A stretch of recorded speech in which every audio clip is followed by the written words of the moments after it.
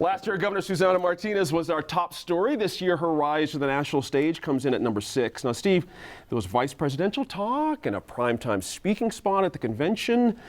Do Republicans love what Susana Martinez represents or what she's done? I think that's the question. I think more of what she represents, actually. Her speech, I was actually out overseas when she gave her speech, so I've only seen some clips of it. But it was mainly just about her life story. Right.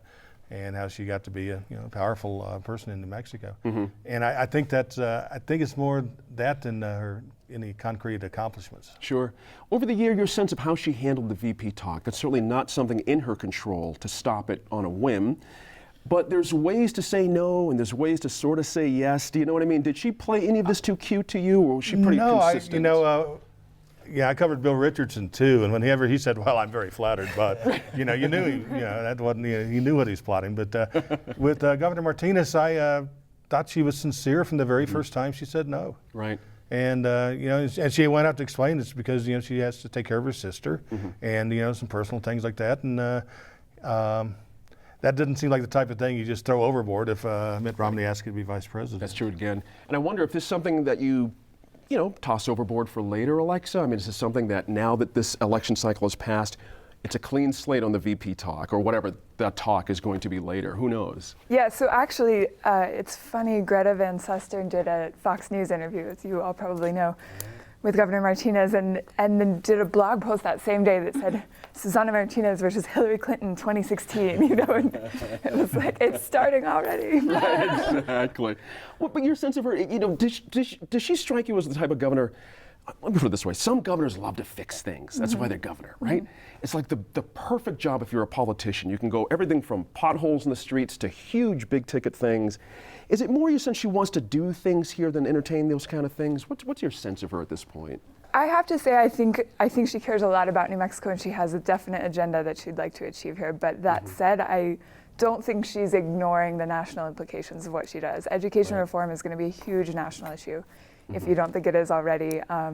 There's a lot of other stuff that I think is playing both on the state level and the national level. If you look at where campaign finance money comes from, it's not just in state. So, there's some degree of right to work, this whole, all these trends that are sweeping the nation. I think that's playing too. Absolutely, but at some point, Jim, if you're going to take it to the next step, as they say, there has to be a record. It can't just be about what you represent. There has to be a record. There has to be. I agree. There has to be a record. There's, and so far, there isn't that record to back it up. A lot of the national pundits like to point to, Republican governor kept a balanced budget in a Democratic state. Well, every governor in New Mexico has to keep a balanced budget. That's really not a fair part of the consideration. She's pushed 3 times now, to address this driver's license issue, and it hasn't happened. She tried to address school reform a few different ways, and it didn't happen through the legislature. It was ended up implemented through administrative policy. It's taken a different approach, but nonetheless, Governor Martinez is really attractive to the National Republican Party. From that moment in her convention speech where she says, she recounts how she and her husband became Republicans, and she has this epiphany and says, "I'll be damned, we're Republicans." Right. And I think that's the moment that Republicans are trying to encapsulate. They want to understand how to engage the Hispanic community to have that epiphany with a broad number of people, and that's part of why she will, regardless of that record, she will continue to be seen as a potential ideal candidate. Sure, fair enough. It's interesting, Megan, you think back again to the year and the campaign that was, the national campaign. She made no bones about not being in agreement with the Republican nominee on a couple of issues, mainly Latinos and Latina vote in this country. She was pretty forceful against Mitt Romney on this. Does that serve her well for the future by not staying quiet, being a good soldier, but being her own person? Yeah, I think that can only help her. I mean, I think whether they realize it or not, that party should realize there's a wake-up call in terms of diversifying their base with people of color, especially Latinos. And so I think she was right on it. And I think she was following the natural trend of history. So I think I think that regardless of her party, I think that would serve her well to emphasize that. And she could be an interesting voice on this, Alexa, couldn't she? Without being a nominee for anything, you can have a fine career. Right. I think of like a Dennis Kucinich. You can, right? He popped off about everything that was in his wheelhouse, but it was credible, and she could have a credible thing she could speak to on a national stage. Right. So yeah, I should have clarified. I don't think she has to be president to have a national presence at all, and I think that's a very viable possibility for her. We'll see how this plays out. This is going to be an interesting one in 2013 for this governor, because that record part's going to have to start here. Now, number 5 for us was another big story last year, the drought. And truly, it's gotten worse. The fires this past year were bigger, and now the drought is deeper. Alexa, are we journalists or the general public paying enough attention to this issue? Because to hear a lot of folks say, all right, we need to know more about this and understand it, but the public sometimes, it seems to me, feels like, okay, what can I do about it?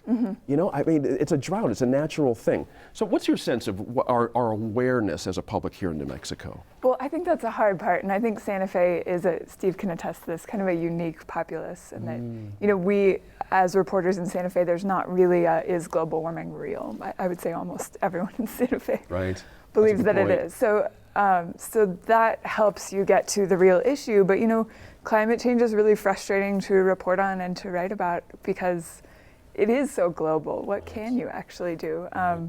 So I think that's the $1 million question. Does it take leadership? Does somebody out of Santa Fe have to be the person to make this awareness happen? It can't just be about press people. Does it, you know, that's just going to take you so far. Is it the governor? Is it the legislature? Somebody needs to step out front? How does that work? I mean, I think so.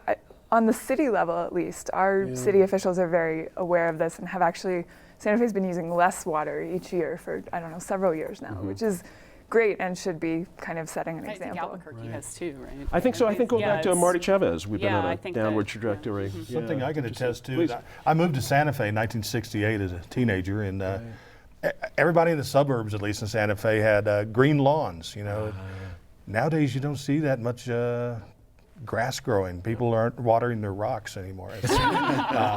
So you know, so that's one thing that's changed in 40 years or whatever. But it's happened. I think people really are trying to use less water. Yep.